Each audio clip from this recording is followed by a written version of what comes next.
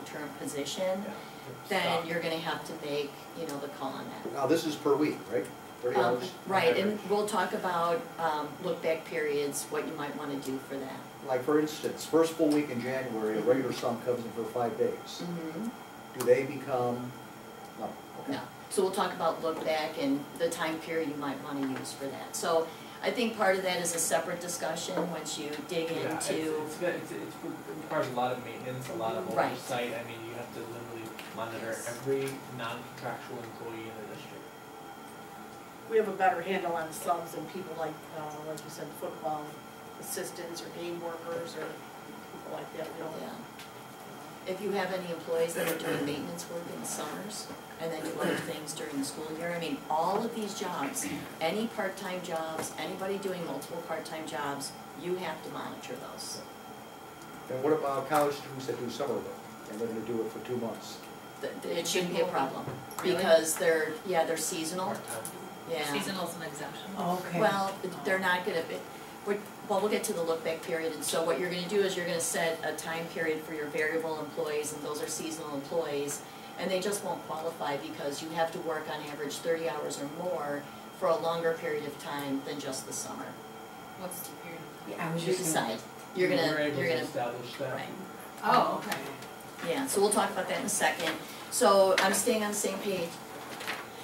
So do you offer coverage to all full-time equivalent employees? If the answer is yes, then no penalties. If the answer is no, then there is a penalty, and it's $2,000 per employee minus the first 30. So that means if you goof up on this, and we have 50 people out of 500 that are eligible that you're not offering coverage to, then you will have to pay the government $2,000 for every single employee, not just the ones that you goofed up on. What if it's an oversight? You just They give you 5% mistake factor, so I'll talk about that in a second. But currently, we pay Boy, 60. the government's really got a business going. Yes, yes. Why are they in debt? Currently, we cover everybody over 60%, right? Or not? Over 30 hours, I don't know. No, I mean for our people that are getting insurance. For your people that are getting You're insurance. on the little. Yeah, Oh, side you box went to the already. next bucket already, No, okay. I'm under, does the plan pay at least 60% of covered expenses? Right, but I was still up above at the 2,000 penalty, so. Oh, I'm sorry. So we'll go down to that one. So yes, the plan does pay at least 60% of covered expenses. You gotta be in the 90% range with your plan design. So that's a yes. Sorry, but did you say, so if we can script on up to 29 people and still be okay? Depending on how many, if they let you have to cover substantially all, which is 95%.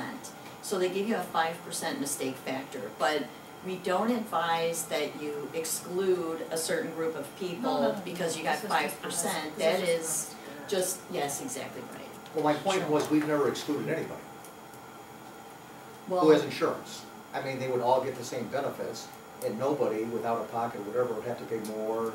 That's correct, but this is the 60% of covered expenses, it's an actuarial plan value.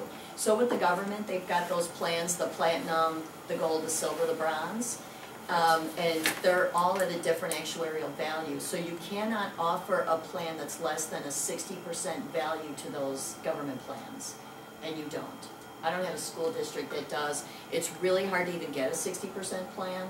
They have to be so stripped down in benefits that it's really hard to even come up with a plan that low of a level.